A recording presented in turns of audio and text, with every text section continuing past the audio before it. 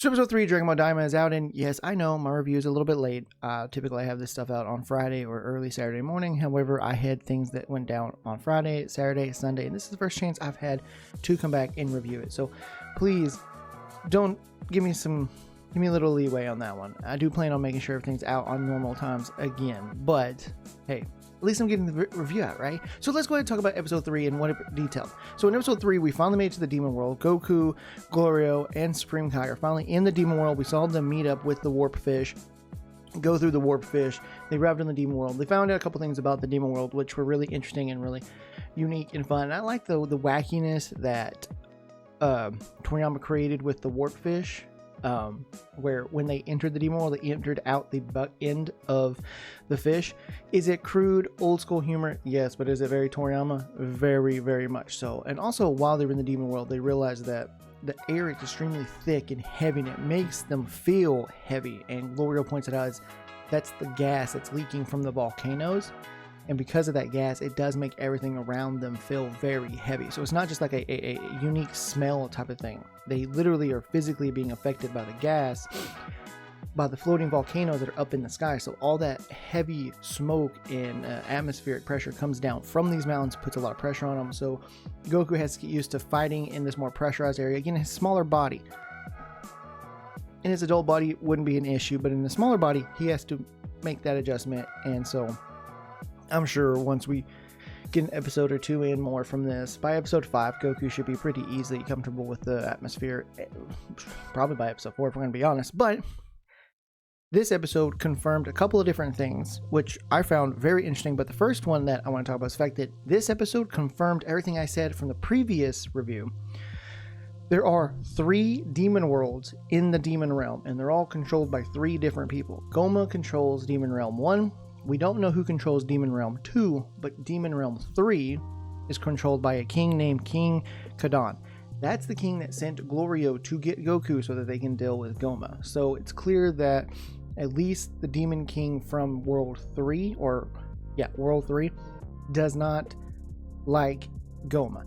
Another thing they pointed out is when they are flying through the Demon World 3, they come across these gates, this like shining shield section, and Shin points out that, when he was younger and used to live in the demon realm, he points out he used to live there. Like, he remembers living there before he was, was younger.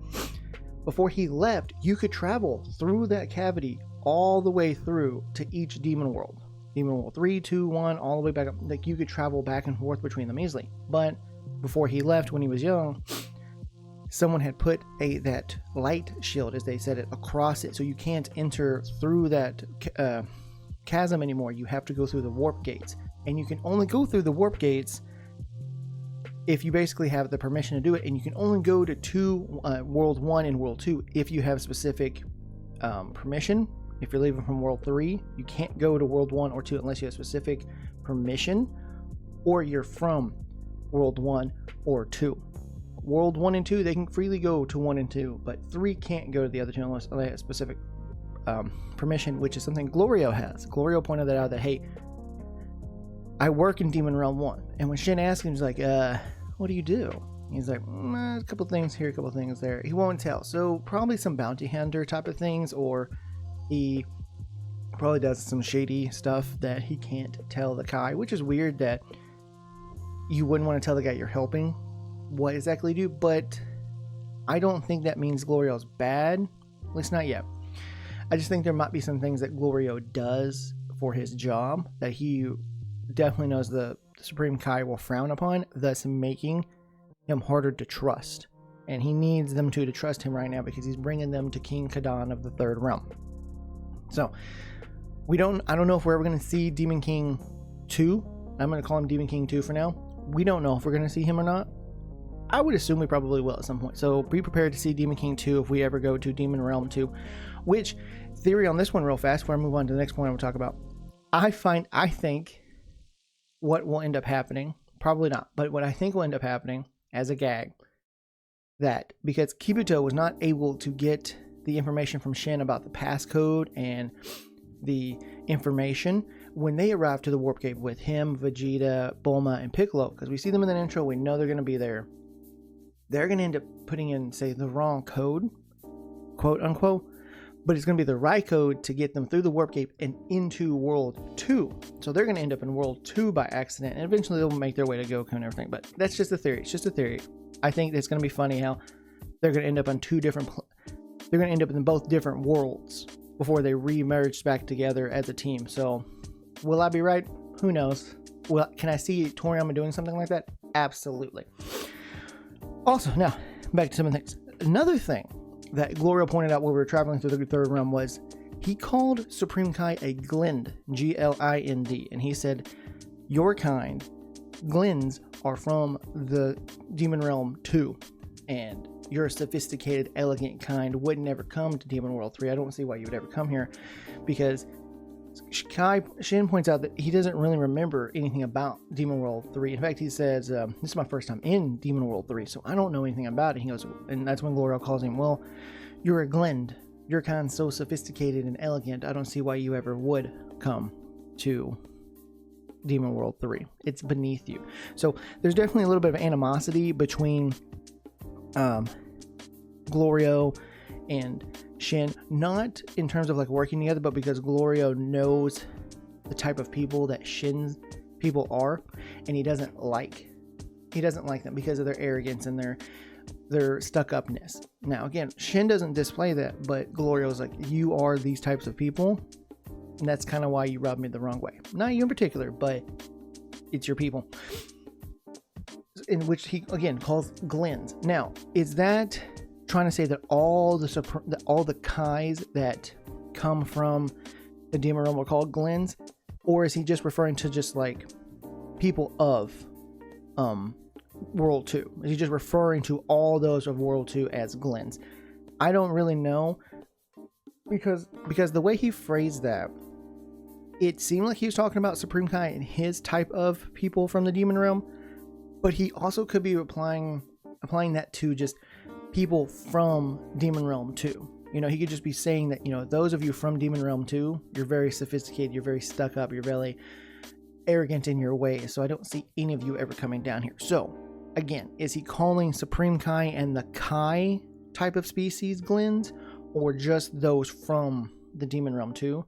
That word, don't know for sure yet. I need to see them go into Demon Realm 2 and see if he refers to certain people as Glens, or just the whole realm as Demon World 2. Because again, Glorio's from Demon World 3. He is not viewed as a higher... He's basically viewed as like a peasant.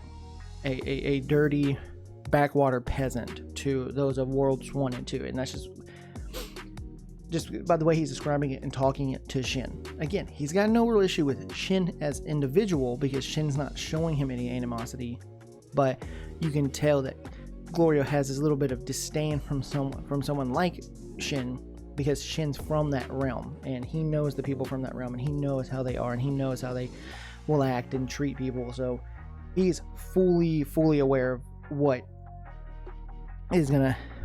to expect when they go over there, and he's basically just saying like, yo, yeah, your people are like this, so I'm not too surprised you never came here. Again, is he just talking about Supreme Kai people? Don't know. And I only say, I don't know, I need to stop saying Supreme Kai. The Kais in general, or is it just literally those of Demon World 2? Hopefully we'll find that out in later episodes. Actually, yeah, that's all my particular notes. So, okay, we've talked about everything I want to discuss. Yep, I did talked about Glorio and who's calling Glorio to the third. Talked about King Kadan. Talked about the type of character that he's called a Glend. Shin remembers being in the Demon Realm as a youth, and then of course those can only use Warp 1 and 2. Okay, so now that those big topics are out of the way, what did I think about the episode? I really enjoyed the episode, and why did I really enjoy it is because it feels like original Dragon Ball. It feels like I'm watching original Dragon Ball. Original Dragon Ball is my favorite part of the series. The adventure, the silliness, the wackiness, the lightheartedness about it. Don't get me wrong, I love Z. Who doesn't love Z if you're a genuine Dragon Ball fan? But to me, Dragon Ball, when Goku's a kid, from Pilaf to the 23rd tournament, is the best portion of the entire Dragon Ball series, and I think it fully captures the characters the way they're intended better than Z does. And it's not that Z does them wrong, it's just Z doesn't really focus on a lot of these things because it focuses more on the big climactic, big fights, whereas Dragon Ball is about really character growth, character development, adventures, lightheartedness, this fun ride that you're just supposed to be on. Because again, the only real characters that get any real development in Z was Gohan, Piccolo, and Vegeta, and it makes sense.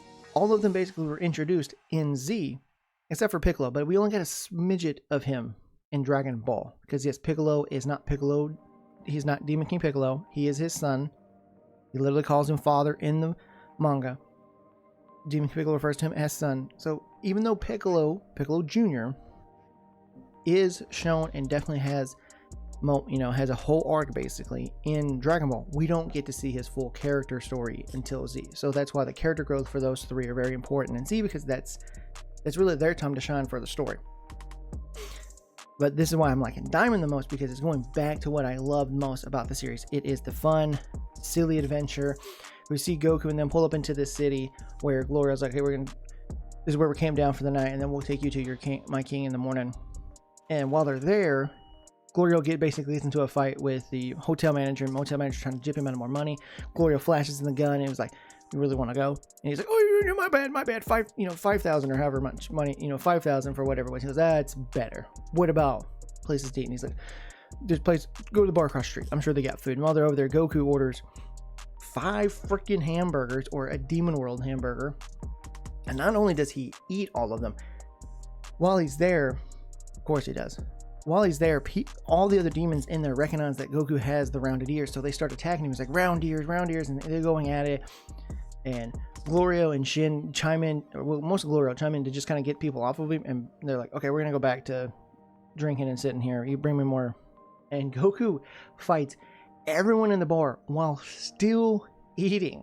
And I'm telling you, this is why it feels like classic Dragon Ball, because this is what classic Dragon Ball was. You'd see this stuff with classic OG Kid Goku era type of stuff. This is what you would see. And if you've never seen original Dragon Ball, first off, how can you call yourself a real fan if you've never seen classic Dragon Ball? 2, if you've watched classic Dragon Ball and you like it, how can you not like Daima? It's doing the exact same thing. I get it, you didn't want Mini Goku. I wouldn't have preferred Mini Goku, but this whole series is definitely calling back to making me feel like I'm watching Dragon Ball. That's what this episode is starting to show me. Now we've moved past the lore.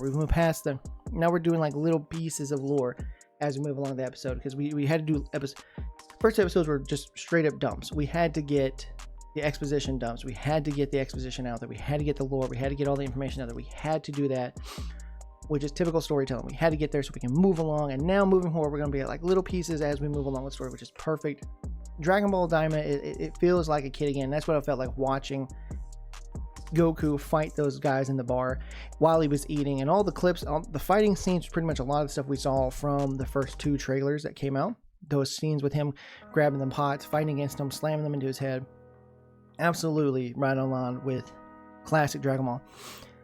That's why I really enjoyed this episode. It made me feel like I was watching classic Dragon Ball again. And I look forward to seeing more of these episodes as we move forward, because I'm definitely we're going to be getting more action moving forward. I can already see it, more intensity. Well, yeah, I say more intensity overall, but we're going to be seeing more action that you guys want to see. It's going to be classic Dragon Ball style with the power pole, with him having to move around with his little body, using things around him to use as weapons and shields, and having to get creative with how he fights, because that's how classic Dragon Ball Goku had to fight. He had to fight creatively because he was smaller in stature. So he had to make use of his power. He had to make use of his surroundings. He had to make use of the trees, the tables, anything that was around him. He had to make use of it. And that's why I'm looking forward to seeing this the most, because that's what makes me love Dragon Ball the most, is when Goku gets real creative with when he's fighting and displays those martial arts skills that he knows that he's had, being able to work with his surroundings. That's my favorite time of Goku, is when he's able to work with his surroundings and best those fighting him. I look forward to episode 4. What did you guys think of episode 3? I really loved it. Again, like I've been saying, makes me feel like I'm watching classic Dragon Ball again. But what did you guys think of episode 4? This has been my review for episode 4. I'm sorry. This has been my review of episode 3. What did you guys think about episode 3? Let me know in the comments below. And until next time, everybody, see ya.